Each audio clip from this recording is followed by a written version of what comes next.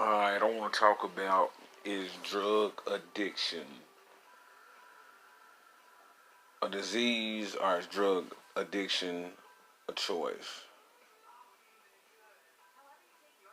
I feel like drug addiction is not a disease. I feel like only people that'll tell you drug addiction is a disease isn't a disease are the people that's profiting off of it. Like drug classes, um,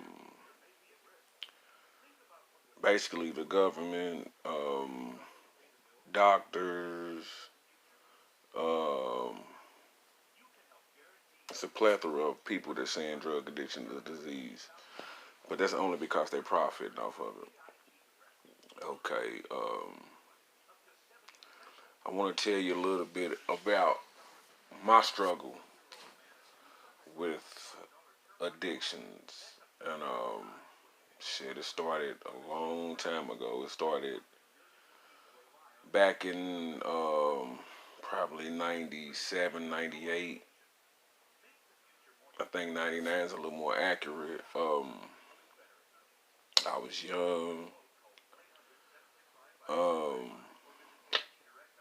I basically could have been anything that I wanted to be if I put my mind to it. I was bright, intelligent.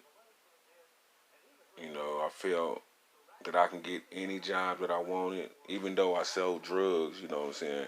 I really didn't have to, but I feel like I was a product of my environment, and I grew up in church.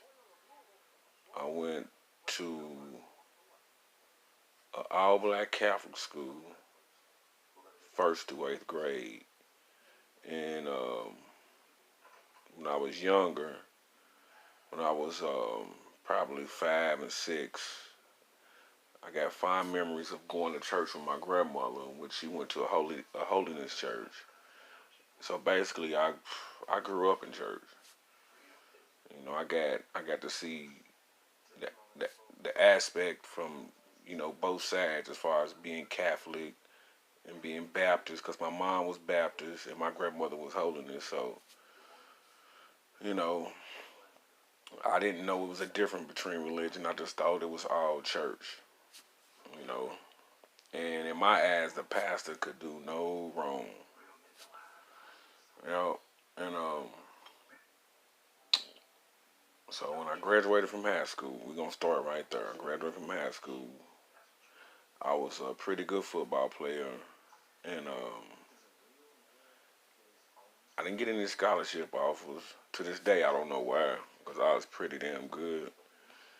And so when I graduated from high school, I didn't know what to do with myself. And a lot of young black males don't realize when you play sports your whole youth and you finally graduate out of high school, it's almost being like in the army. You've been to war and you almost like you come back home, you shell shocked. That's why I always say they need classes for you, some classes for young black men, because a lot of them have these dreams of playing sports past high school, but a lot of them don't make it, and it's hard to adjust because couldn't nobody tell you you wasn't gonna be in college playing football or basketball. So with me trying to find myself, my friends used to always say, "Man, you on the block with us every day? Won't you? You might as well sell dope." But I used to always be like, "Why would you want competition?" Now that I'm older, I realized it wasn't nothing but the devil trying to pull you in. Because ain't nobody. I mean, when I was selling dope, I'm not gonna tell nobody that. Like, hey man, you should sell dope too. But there wasn't nothing but the devil telling me I should sell dope if I'm out there all the time, and I listened to him. So I picked the bag up, and the people that suggested that I sell drugs, I end up out selling them. And they became my worstest haters. You know, they was snitching on me. They was laughing at my downfall. You know, once I went through my situations as far as my child's mother and, you know, my mom ended up having custody of my son and stuff like that. And I looked up, my son was like, what, 14 months old. I looked up, my mom had custody of him. And the same dudes that suggested I sell drugs end up introducing me to cocaine. You know, it wasn't a problem then. Well, at least that's what I thought. It wasn't a problem until I woke up and I seen my mom holding my son and my child's mother wasn't nowhere in the picture. That's when it became a problem. I mean, like they say, the devil divides and conquers. And now that I'm older, I sit back and look at it and I realize it. So, after that situation, I dusted myself off. You know, I ran from a problem for like a month or two, went to DC, got homesick, came back home, tried to run from my problems basically, came back home, my problems were still there. It's like, okay, how can I be a man? How can I be a man? You know, my mom had called CPS on my child's mother. So at that time, I was fighting a dope case too. So it just complicated the whole situation. And at the same time, I was still addicted. I was number like 25, 26, and you know, I mean, time flies. I mean, time got a way of getting away from you. So I'm still shoving this powder up my nose, still shoving it up my nose, and and as I'm older, and I look back at it. These are decisions that I made. I surrounded myself by all these individuals, and I looked up. I had no family. My whole family basically turned their back on me, which that's just my opinion. Of course, they gonna think otherwise. They gonna say otherwise. Well, hey, he didn't come around. But my opinion is, hey, it ain't like nobody's looking for me. So, you know, I was going through a depression, and the only people I can turn to was the people that was addicted like me. I had no support system, and it kind of put a strain on me and my mother's relationship. And from there, I always found myself with the devil, where they came as a person that's saying they my friend. I mean, I felt like, man, I had 50 friends when it came to drugs, you know. But before I was addicted, I had 50 friends because people wanted to be around me because, you know, I'm just people just love to be around me. You know what I'm saying? I was always a center of attention. I wasn't trying to be on purpose. It was just, you know, I was a fun person to be around. You know, we played games, we gambled, you know, we smoked weed. You know, I got money. If I didn't have the drugs in, I would let my homie get the money. You know what I'm saying? I mean, I was up on my shit. And once the once everything hit the fan and you know the good times was over with, I looked up and didn't have no friends. I thought I had friends, didn't have none.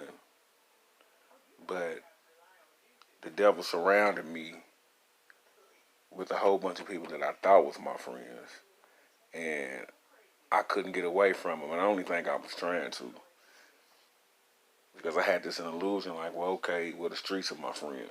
Well, the streets don't got no love for you. So we're gonna get back on this topic. Is drug addiction a disease? I don't think it's a disease. I think it's a choice. And I think addiction attacks people when you're at your weakest. And I think it comes from a lack of knowledge. But once you raise your frequency up and you search for knowledge, as far as reading the Bible and searching for answers, God will slowly show you what you're looking for. And you realize, you feel so stupid because you realize if you had this knowledge then, you wouldn't have made those mistakes. So, every day, me being a 42-year-old man, every day I know I wake up, I have a decision to make. Whether it's to take a shower, I have to make this decision whether I'm going to eat a big breakfast or a small breakfast. But at this point in my life, I only eat once a day. And I still struggle to this day with with a lot of decisions.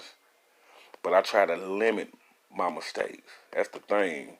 When you go to the buffet, you're supposed to eat small portions. You don't have to overindulge just because you at a buffet. That's the thing. God doesn't like gluttony. There's nothing on this earth good for you. I mean, there's some things good for you, but even though if it's good for you, too much of it'll hurt you. So, you faced with these decisions. And with knowledge, it makes these decisions easier and easier and easier. I truly believe that drug addiction is not a disease. My grandmother, my father, my stepdad, they all died of cancer. So if they was alive and I was to tell them that I have a disease and they'd be like, man, what's your disease? And I'd be like, it's called, I'm addicted to drugs. They would look at my face and laugh. They would probably, that's like spitting in their face. I mean, a person with cancer would trade you their addiction for yours in a heartbeat. So I think a lot of people get it confused when they say drug addiction disease. It's not a real disease. It's more like a metaphor. Hope I'm using the right word, but it's just a choice that we have to make. I mean, if you 500 pounds and you got diabetes, when you ride past KFC, you have a choice. Your mind tells you, hey, you should stop and get you a 50 piece, knowing you want insulin. So, um, that's just my opinion, y'all. So if you feel any different, just leave some comments at the bottom. God bless y'all.